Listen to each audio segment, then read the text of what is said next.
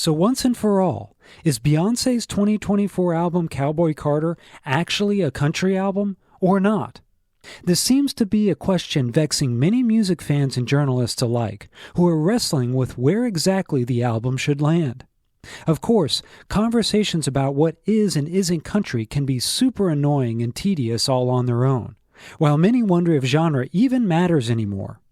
But when it boils down to who should win things like Grammy Awards and in what specific genre categories, and how history should regard certain albums, the question becomes a bit more important. And when you take a deep dive into the Cowboy Carter question, what you find is that Beyoncé herself doesn't feel comfortable calling the album country. In fact, demanding that Cowboy Carter be considered country actually insults Beyoncé's artistic intent and the purposeful approach she took with the album, which parallels the hypocritical standpoint some musical pundits take when they previously claimed genre didn't matter, but now demand that Cowboy Carter be called country, or the album is a victim of gatekeeping or racism or some other scandalous offense.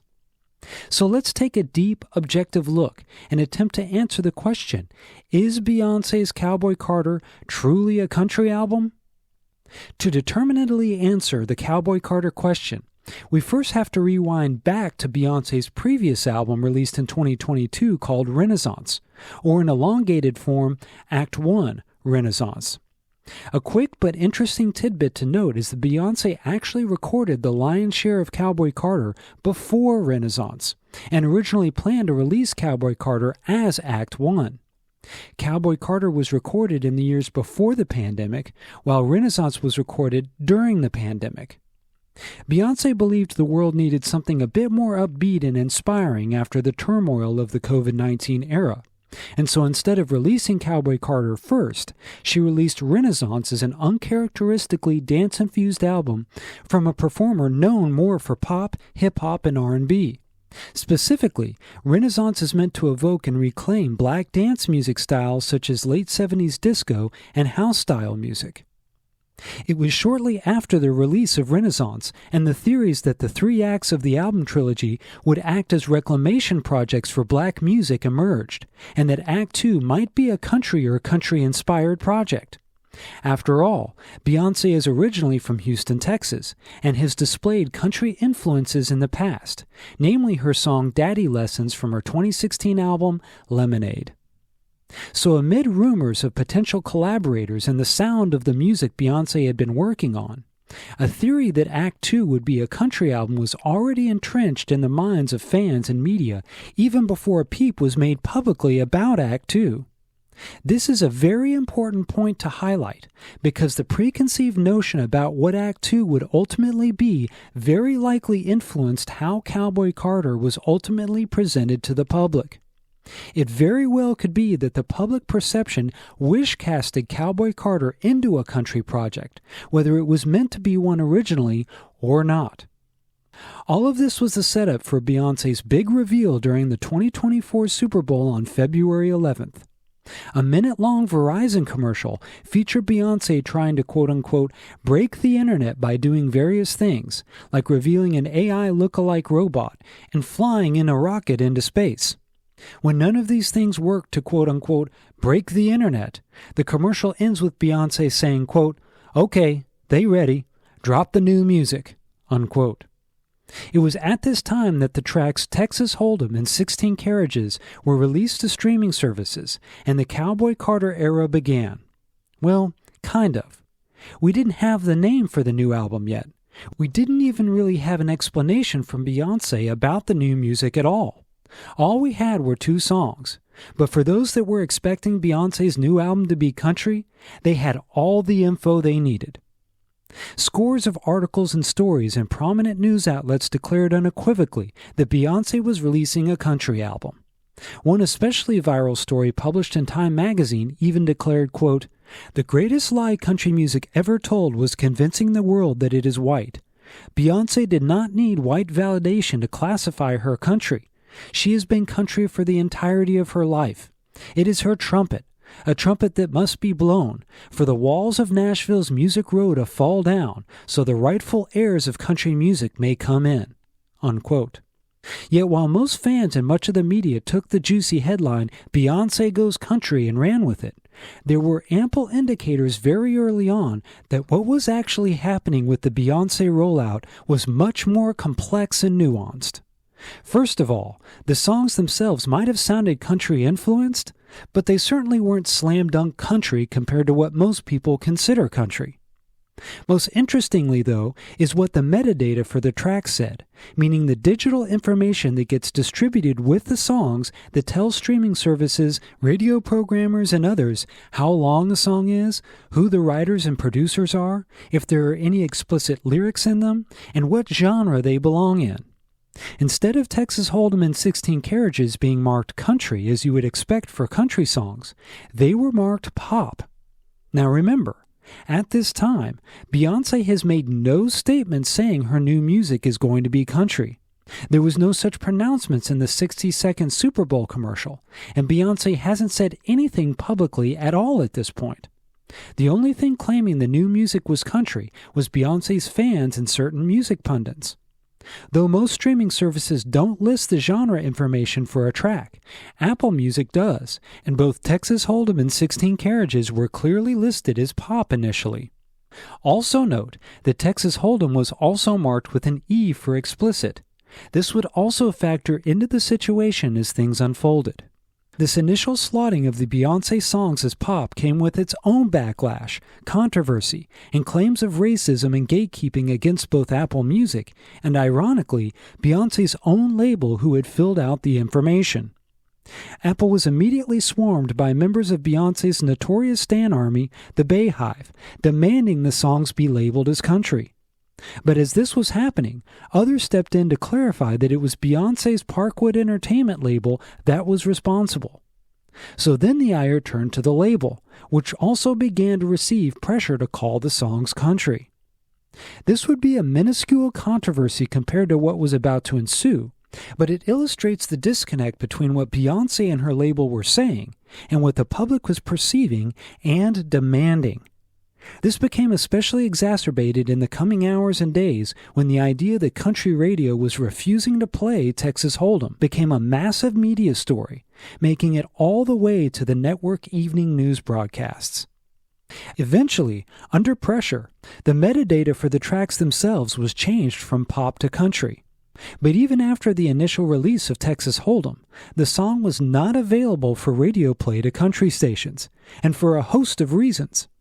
First, the version of the song released to the public was marked explicit, meaning that it would be against the law to play it on public airwaves.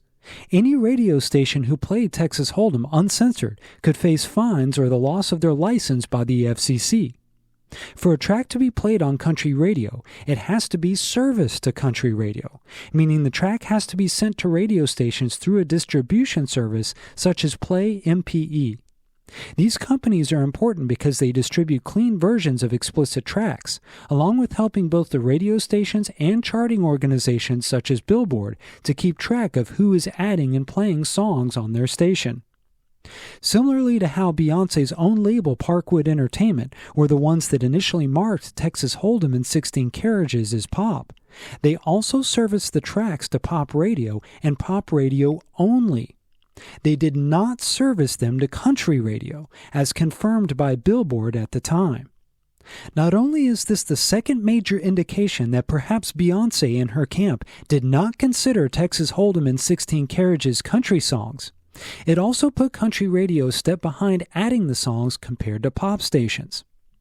As Billboard would go on to report, not until pressure was mounting on country radio stations to play Beyoncé songs did Parkwood Entertainment then work to get Texas Hold'em to country stations. This happened on the afternoon of February 13th, 2.5 days after the songs were initially released. Yet by this time, it was already too late. A massive controversy had already ensued that claimed that country radio was refusing to play Texas Hold'em. Even with servicing a song to country radio, that doesn't mean it will automatically be added to country radio stations, or even considered for play. As Billboard explained at the time, quote, "Country radio traditionally has been reluctant to play songs that aren't serviced to them and then actively promoted by the label," unquote. Beyond the date that a song is actually serviced to a radio station, you also have the official ads date. The ads date is when the label formally requests for radio stations to add a particular song. In the case of Beyoncé and Texas Hold'em, it was announced on February 14th that the official ads date would be February 20th. Radio stations do not have to wait for the official ads date to add a track to their playlist, but there are multiple reasons why the ads date is important to a single. First, the top added tracks on country radio for a given week get aggregated into their own chart. Going number 1 on this chart or getting into the top 5 is usually considered a good sign for a song. This accolade is then often advertised in radio trade publications such as Country Air Check and Billboard Country Update to highlight that a song is receiving high consideration and traction on the country radio format, enticing other stations that might be reluctant to play the track to get on board. Long story short, Beyoncé's own label was asking country radio stations not to play Texas Hold'em until February 20th. But well before that official ads date, country radio was being attacked as racist for not playing the track. Yet ironically, there actually were some radio stations that added Texas Hold'em almost immediately, even before the track had been officially serviced to them, let alone the official ads date. According to Billboard, in the first 24-plus hours of release, 8 reporters to Billboard's country airplay chart played Texas Hold'em, according to Mediabase. Nonetheless, there was already a full-throated revolt against country radio for refusing to play the song, including accusations of racism and gatekeeping.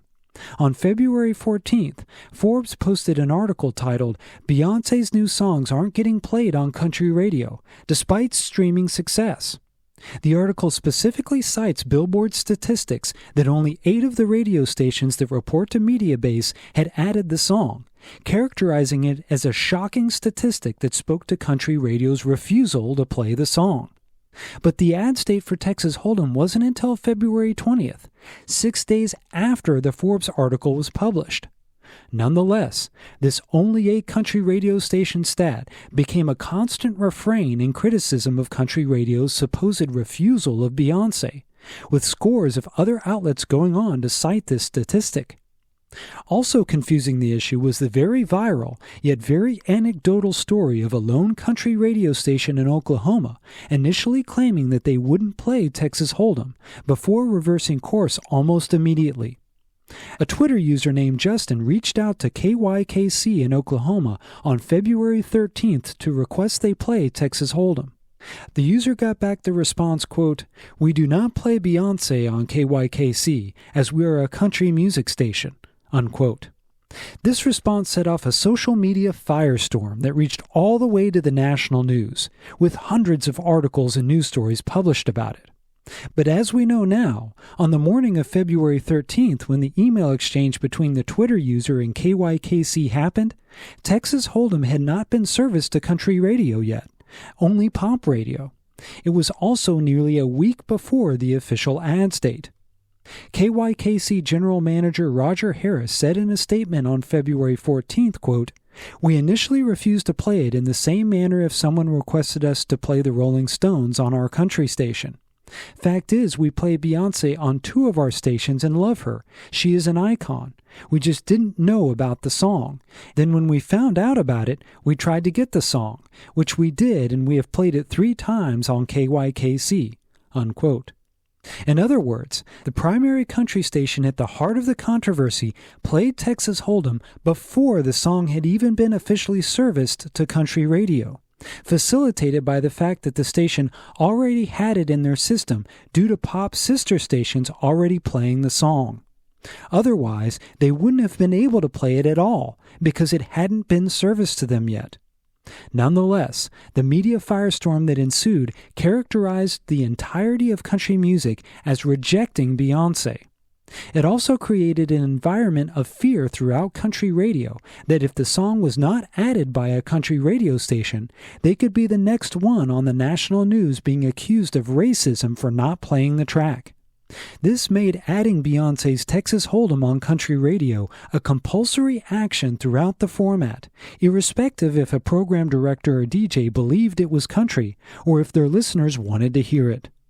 On February 19th, a day before the official ads date for Texas Hold'em, MSNBC once again cited the stat of only 8 country stations playing Beyoncé from Billboard aggregated 7 days previous and said, quote, "Let's be very clear here. This is just the latest flashpoint in a long and ugly history of racism within the country music establishment," unquote. What happened when Texas Hold'em officially went for ads on country radio on February 20th?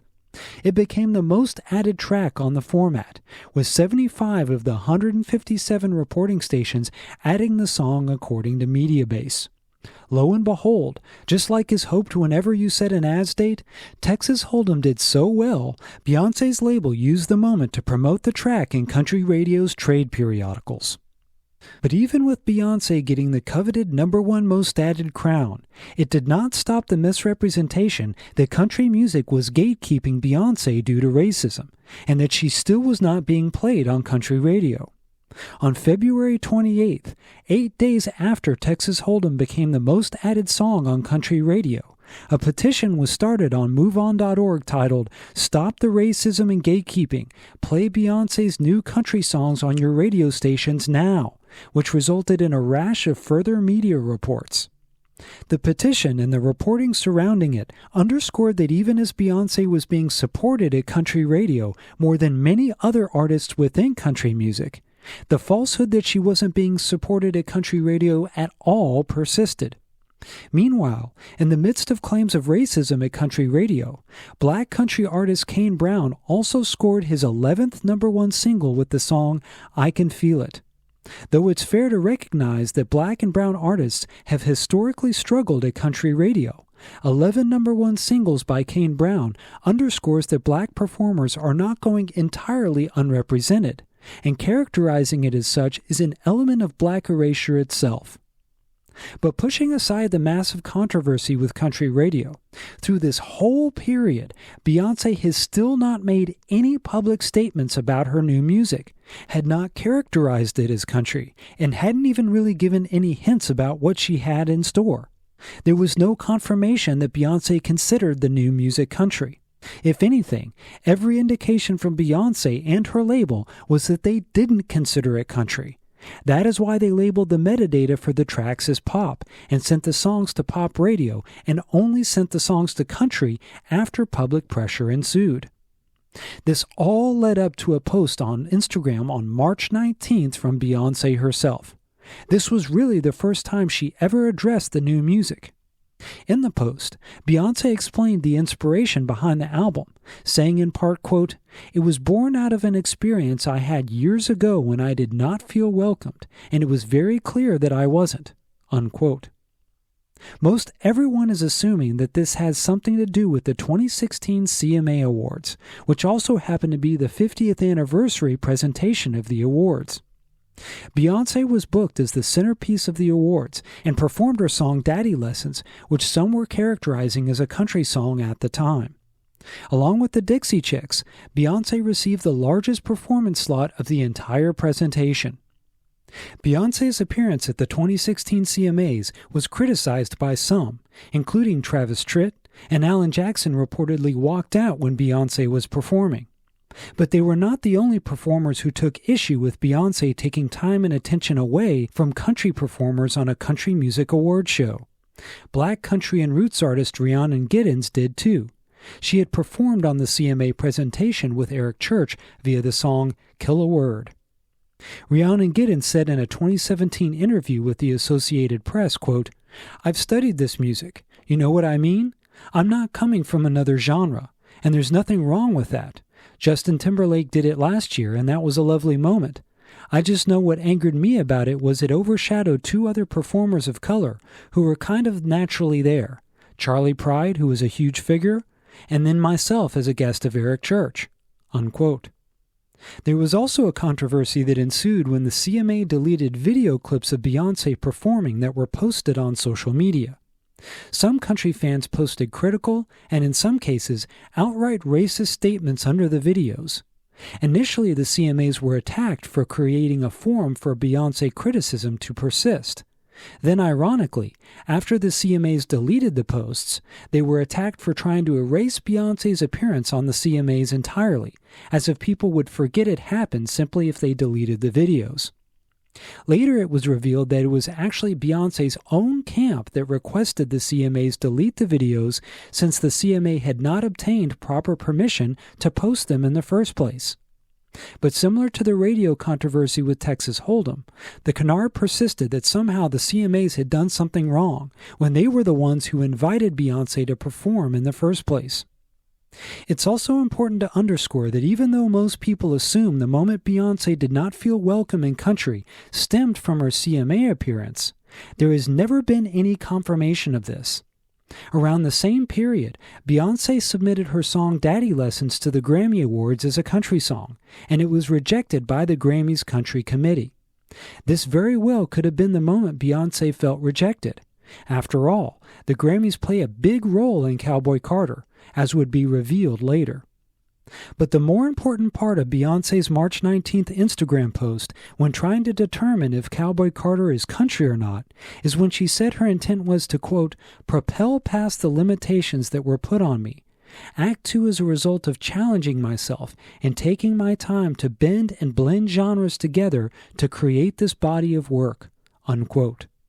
In other words, as opposed to claiming Cowboy Carter was a country album, Beyoncé said it was her artistic intent to, quote-unquote, bend and blend genres together and, quote, propel past the limitations country puts on performers. What are genres? They're a generally defined set of benchmarks that delineate one type of music from another. As Beyoncé says herself, her intent with Cowboy Carter was to push past those benchmarks delineating the music as country. Then at the end of the March 19th Instagram post, Beyoncé leaves nothing left for interpretation. She states unequivocally, quote, this ain't a country album, this is a Beyoncé album, unquote. More than any pundit's opinion from any side of the debate, this is the nail in the coffin of the idea that Beyoncé ever intended Cowboy Carter to be country. Still, some love to refute and debate this point about Beyoncé's statement as perhaps an opportunistic pull quote or a twisting of Beyoncé's words. But to emphatically underscore and emphasize that specific quote once again, just before Cowboy Carter's release on March 29th, a company was hired to promote the album in New York City with projections on the side of prominent buildings. Arguably the most prominent was on the side of the famous Guggenheim Museum. The phrase selected to project on the side of the building was, quote, this ain't a country album, this is a Beyoncé album, unquote. This quote is also underscored once again on a website Beyoncé launched at bencountry.com. The horizontally scrolling site acts as sort of a scrapbook for Beyoncé's life, with little moments where she's either pictured in a cowboy hat or otherwise interacting with the country world, along with artifacts from country music's Black legacy. When you scroll to the very end of the site, there is the quote once again, strategically and intentionally placed, saying, this ain't a country album, this is a Beyoncé album. Unfortunately, though, this quote from Beyoncé coming out 10 days before the album itself was too late. Due to the controversy swirling around the initial release of the two debut singles being labeled as pop, the controversy surrounding country radio supposedly not playing Texas Hold'em, and the pervasive assumptions about the music preceding the music itself, Beyoncé's own words didn't seem to even matter. To many fans and journalists, Cowboy Carter was country, full stop. And beyond all the evidence amid the rollout of Cowboy Carter that it wasn't country, when the album itself was released on March 29th, there were numerous indicators that calling it country wasn't just incorrect, it was insulting of Beyoncé's artistic intent. For the sake of argument, let's just say that the first single from the album Texas Hold'em is a country song. Traditionalists will balk at this characterization, and perhaps fairly so, but you can find comparable tracks to the song that have played on country radio in the past. Beyoncé's augmented cover of Dolly Parton's Jolene is probably more country than it is anything else. And though Beyoncé's take on Blackbird by the Beatles is more folk in nature, sure, call that country too. But the amount of country material on Cowboy Carter doesn't come anywhere close to being 50% of the total music in a way that would qualify it as more country than pop. 3 or 4 out of the 24 tracks, not including interludes, does not justify calling an album country. A lot of people have cited the presence of Willie Nelson and Dolly Parton on the album as confirmation that Cowboy Carter is country. Willie's and Dolly's participation was revealed about a week before the album, and the assumption was that they would appear in collaboration with Beyoncé. But that didn't occur. Instead, they simply appear in autonomous spoken word interludes. Another one of the major talking points about Beyoncé and Cowboy Carter was how the banjo is a black instrument, and Beyoncé's efforts would work to reclaim this legacy along with the legacy of black performers in country music. What is true is that country music does have a deeper black legacy to go along with its primary Scots-Irish roots through early black minstrel players, blues performers, and the banjo's origins in Africa. And despite this legacy being chronicled in country history books, the public tends to be surprised to learn this. But out of the 27 tracks on Cowboy Carter, only one actually features a banjo, Texas Hold'em. Incidentally, only one song features steel guitar, and that's 16 Carriages. Since these were the first 2 songs released from the album, it once again gave the false impression the entire album would include country instrumentation, as opposed to just these 2 songs. For the record, it's Rhiannon Giddens who plays the banjo on Texas Hold'em, the same performer who said that Beyoncé's appearance at the 2016 CMA Awards overshadowed her own. Not only does the overall lack of country instrumentation on the album create another mark against calling it country, it also feels like a massive missed opportunity to stimulate the black reclamation of country's roots many give the album credit for. In mainstream country music, one of the common criticisms is about pop songs that try to pass themselves off as country by employing what's often referred to as the token banjo, meaning using a banjo to try and make a pop song country. But Cowboy Carter doesn't even do the token banjo thing. Most of the songs are pop and stay pop, and if anything, gravitate more towards hip-hop and a curious amount of opera and classic rock sounds. Meanwhile, songs like Riverdance and Sweet Honey Buckin' seem to scream for banjo, and instead feature acoustic guitar playing what traditionally would be a banjo part. And along with multiple cover songs constituting the more country-sounding songs of the album, there are samples galore from across genres. I Fall to Pieces by Patsy Cline is interpolated into one of the final songs, but you also have parts of Fleetwood Mac's Landslide, Chuck Berry's Maybelline, Down by the Riverside by Rosetta Tharpe, among many others. This prevalent use of sampling and borrowing of songs, beats, and riffs is very emblematic of hip-hop and very rare in the country genre. Beyoncé also received high praise for including pioneering black artist Linda Martell on the album. Unquestionably, Martell's name recognition skyrocketed through the release of this album, of which Beyoncé deserves credit for. Martell was the first black woman to play the Grand Ole Opry in 1969. But again, Martell's participation on the album is not as much in a collaborative role, but simply as a narrator in interludes. Martell says at the start of the decidedly non-country song called Spaghetti, quote, "Genres are a funny little concept, aren't they? Yes, they are. In theory, they have a simple definition that's easy to understand. But in practice, well, some may feel confined." Unquote. This is a critically important moment on the Cowboy Carter album. Though the first third of Cowboy Carter does include some countryish songs and sounds, after the song Spaghetti, the album takes a decidedly pop and hip-hop turn. But more importantly, Linda Martell saying some may feel confined by genres is yet again a signal from Beyoncé that she didn't want the album to be confined by country. Then later in the album, during the track called The Linda Martell Show, Martell says, quote, "Ladies and gentlemen, this particular tune stretches across a range of genres, and that's what makes it a unique listening experience." Unquote. Both of Linda Martell's appearances on the album speak to the dismissing of genres as opposed to the adherence to them. But Martell's presence on the album also gives another huge tell that Cowboy Carter was never intended to be a country album. Instead, it was meant to be a pop album with perhaps a few country inflections. In fact, originally, the name of the album wasn't even Cowboy Carter. After the announcement of the album, a set of pre-order links were presented to the public. This is when it became clear that vinyl copies of the complete album would not be made available until 3.5 months after the release.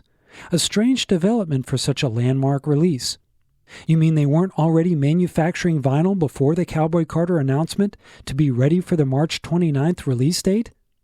Instead, fans were told if they wanted a vinyl copy on the release date, they could purchase what was described as Cowboy Carter limited edition copies, available in black vinyl in various colors. But in lieu of including the full complement of 27 songs, the complete liner notes, and the Cowboy Carter cover that people had become accustomed to, these limited edition copies had 5 less tracks, no interior paperwork at all, just a QR code, and an entirely different cover with Beyoncé wearing a sash that said Act 2 Beyoncé. In truth, these vinyl edition copies aren't special editions. They're actually the original version of the album. The original album was not called Cowboy Carter. It was called Beyoncé. It also didn't include the 3 tracks that involve Linda Martell, namely Spaghetti, The Linda Martell Show, and Ya Ya, and also did not include the song Oh Louisiana. In other words, Cowboy Carter wasn't originally Cowboy Carter. It was an album that was supposed to include a few country-inspired tracks, but overall be the pop and hip-hop album most people hear when they listen to it. It was only after the overwhelming perception by the media and the public that the album would be country, and the controversies that swelled surrounding the marketing of the first 2 songs as pop, and country radio supposedly not playing the songs that an audible was called. The title and cover art were redone and switched, and Beyoncé's Act 2 Renaissance started to be marketed as country. The evidence is empirical, unequivocal, and overwhelming that Cowboy Carter was never intended to be a country album until the press and public demanded it. Beyoncé and her label Parkwood Entertainment were forced to capitulate just as much as anyone, though Beyoncé still stayed true to her original vision by saying in her Instagram post, quote, "This ain't a country album." Though you might be reluctant to trust a country music outlet making these claims, there were others pointing out these discrepancies as well, and asserting that Cowboy Carter was not country. As NPR journalist Santi Elijah Hawley said in an April 3rd feature, quote, "We wanted a country album from her, badly. Black and brown country music fans, myself included, had been shouting ourselves hoarse, trying to enlighten people about the history, influence, and ongoing presence of black folks in country music. But our words had largely fallen on deaf ears. Just by putting on a Stetson and mentioning the word country, Beyoncé accomplished what we lowly music writers had been trying to do for years. We wanted a Beyoncé country album, so we invented it." Unquote. Pop writer Chris Richards, writing for the Washington Post, also concluded that the album was not country, stating, quote, "Rumored to be her big pivot into country music, Beyoncé has head-faked us all, opting instead for an omni-genre grandeur that still only manages to feel cosmetic at best." Unquote. Writing for The Ringer in an article called "Cowboy Carter Isn't a Country Album, It's a Beyoncé Album," Meacham Whitson Merriweather states, "Bey has adamantly stated that the newly released Cowboy Carter is not a country album, despite its imagery, Western aesthetic, and country music homages. It is, instead, a Beyoncé album, a declaration that she exists outside the box society has tried to place her in. In fact, she is the box, unpacking and creating something new each time." Unquote. This quote from The Ringer underscores and emphasizes that it's not just gatekeeping and racism that might bring one to conclude that Cowboy Carter is not country. It is a respect for Beyoncé's artistic intent and not wanting to limit the bounds of her music by putting it in a genre box. One important element to the discussion of genre in Cowboy Carter is timing. As Beyoncé has explained, she'd been working on the album for 5 years and actually intended for Cowboy Carter to be the first act to her 3-act Renaissance project, not the second. If released a few years ago, Cowboy Carter would have coincided with what was called the Yeehaw Agenda that took place around 2018 to 2019, where pop and hip-hop performers wore cowboy hats and adopted other country imagery as a style trend. This was also around the time of Lil Nas X's song Old Town Road. If Cowboy Carter had come out during that time, perhaps it would have made more sense and may have had a greater impact on the direction of the country genre. Instead, it feels dated to certain listeners. As country is actively moving in a more country direction, Cowboy Carter cuts against that grain. This might be one of the reasons Cowboy Carter was also very poorly received commercially. Though the album sold great in its first 2 weeks and was number 1 on the Billboard 200 albums chart, Cowboy Carter enacted a precipitous fall-off afterwards, especially for an album from one of the most popular performers in the world. It fell to number 50 in just 13 weeks and fell completely out of the Billboard 200 after 28 weeks. Part of Cowboy Carter's poor performance was probably due to a mild reception from the public, but part of it is also due to a massive lack of promotion behind the album. There was no tour, no public appearances, and despite all the controversy about country radio not playing Beyoncé's tracks, her label Parkwood Entertainment pulled all radio promotion behind the album from country and all other formats in mid-April, less than a month after the release. Ultimately, the impact of Cowboy Carter on country music and on country culture in general has been pretty mild. It definitely did not cause the, quote, walls of Nashville's music row to fall down so the rightful heirs of country music may come in, as Time magazine claimed right after the release of Texas Hold'em in 16 Carriages. So what was the ultimate aim of Cowboy Carter? In an article titled Beyoncé's Cowboy Carter Isn't a Country Album, It's Worse by Chris Richards of the Washington Post, he declares, quote, it's an album about award shows. That's the only way I've been able to process the intrinsic corniness of this new Beyoncé album, Cowboy Carter, which very much like the most punishing of Grammy nights, runs way too long, yet still finds time to involve Post Malone, unquote. And the next to the last track on Cowboy Carter, Beyoncé grouses ATOY, I Ain't Win, about never winning the all-genre Grammy Album of the Year. Beyoncé is the most awarded artist in Grammy history with 32 Grammy wins, but apparently that's not good enough because she's never won Album of the Year. Potentially, that is what Cowboy Carter was custom made for, to win the Album of the Year Grammy. It also might be why Beyoncé's motivation for the album was not her 2016 CMA Awards experience, but her Grammys experience with Daddy Lessons being rejected as a country song by the Grammy committee. Beyoncé's husband Jay-Z called out the Grammys directly while receiving the Dr. Dre Global Impact Award at the 2024 Grammys for never giving his wife Album of the Year. Jay-Z said, quote, I don't want to embarrass this young lady, but she has more Grammys than everyone and never won Album of the Year. So even by your own metrics, that doesn't work, unquote. This set the table for Cowboy Carter that was announced just a few weeks later and set the table for the 2025 Grammys where Beyoncé was nominated for Best Country Album, Best Country Song, Best Country Solo Performance, and Best Country Duo Group Performance. Beyoncé was nominated in every single country category for an album she said herself wasn't country. She was also nominated for Best Americana Performance for her song Ya Ya, along with her all-genre nominations, including Album of the Year. Lo and behold, compelled by Beyoncé stans, media pundits, and Jay-Z's speech, at the 2025 Grammy Awards on February 2nd, Beyoncé's Cowboy Carter won Best Country Album, despite Beyoncé herself saying it wasn't country. She also finally won the all-genre Album of the Year. As Beyoncé said in her Best Country Album speech, echoing numerous inferences on her Cowboy Carter album, quote, I think sometimes genre is a code word to keep us in our place as artists, unquote.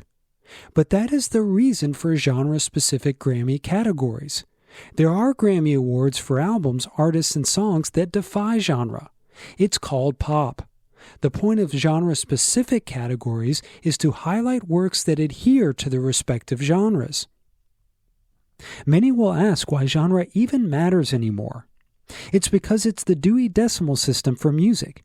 It makes it easier for listeners to discover music that might most appeal to them. Sure, artists should be allowed to explore influences outside of their native genre, or bend and blend genres if they wish, just like Beyoncé has done with Cowboy Carter. But there's no reason to place a nonfiction history book in the fiction mystery section. The other reason genre matters is because it's also a fundamental element to the fabric of American culture, and its erosion could have critical downstream effects. Country should be respected no different than hip-hop, blues, and R&B from manipulation or exploitation. On Friday and Saturday nights, fans of country music gather in dance halls all across Texas to two-step, just like their parents and grandparents did, and just like their children will do in the future. When people are married, or when loved ones are laid in the ground, country songs are played to mark these occasions. Far from the eyes and ears of the masses, folks will always gather on porches and around campfires with acoustic instruments, impressing fingers on wood and wire to reawaken the ancient melodies that went to make up what we refer to as country music today. From the tip of Florida to the redwood forests of California, to the outback of Australia, and even to Scandinavia and Europe, actual country music made by people from the country will continue to thrive while popular country radio continues to churn out product under the country banner. Country music is for the people and by the people, black and white, young and old. It exists in the hearts of country fans. It is their hearts where it is most ultimately defined. It tells the story of their lives. It's a long-standing continuum that, despite the best efforts of the intellectual and elite classes, interlopers from other genres, the media, and corporate overlords controlling its commercial aspects, or even award shows, will always survive in its most important and elemental form of a given era. Because that's what country music has always done, and that's why country music always will be. Beyoncé's Cowboy Carter might be country-inspired, and that's cool. But like Beyoncé says herself, this ain't a country album.